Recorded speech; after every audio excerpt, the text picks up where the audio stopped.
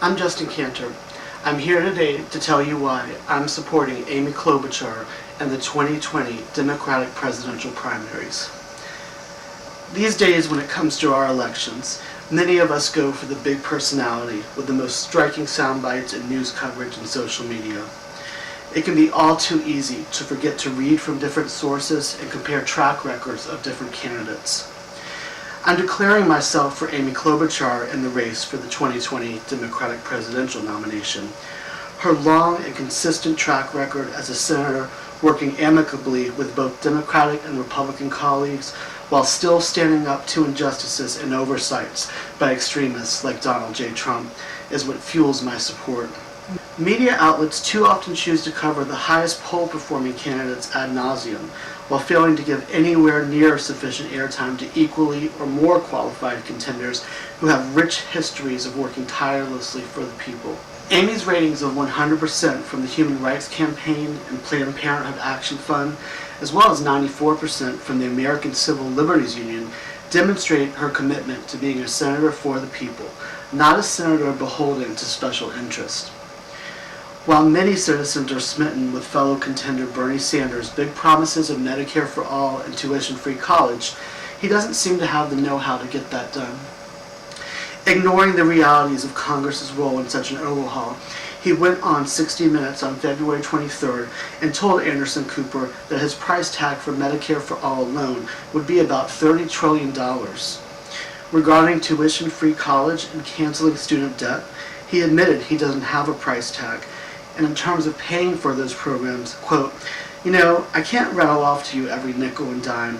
We have options out there that will pay for it. Kind of a Trump-like answer. Meanwhile, Amy had her act together months ago on the issue of health care, detailing in her first 100 Days Action Plan for the presidency, which you can read on Medium, that she will, quote, propose legislation that gets us to universal health care, which includes creating a public health care option by expanding either Medicare or Medicaid, as well as improving the Affordable Care Act to help bring down costs to consumers through reinsurance, providing cost-sharing reductions, expanding premium subsidies, and continuing delivery system reform, unquote. Her legislation will also provide additional consumer protections and lower the cost of prescription drugs through aggressive reforms, including lifting the ban that prohibits Medicare from negotiating the best possible price. These programs significantly reduce the cost to consumers and help promote choice. And when it comes to gun safety measures, something that always gets swept under the rug no matter how many tragedies our nation experiences, Amy has been a long-standing advocate for vital measures. She has sponsored the Protecting Domestic Violence and Stalking Victims Act since 2017. She's voted against authorizing concealed firearms across state lines, for prohibiting the sale of assault weapons, limiting firearm magazine capacity, and denying firearms and explosives to terrorists.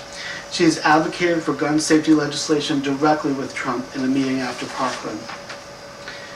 There are many other key issues on which Amy has a high-performing track record and solid plans in place to further make progress on if elected. She's also got the receipts to back these up.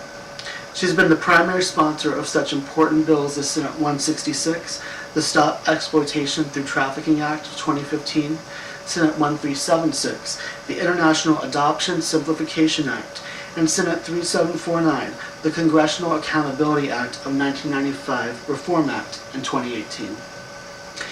Amy has also served as co-chair of the Senate Diversifying Technology Caucus and supported important legislation in the Senate, such as the bipartisan Veterans Access, Choice, and Accountability Act, the Matthew Shepard and James Byrd Jr. Hate Crimes Prevention Act, as well as signing the No Fossil Fuel Money Pledge.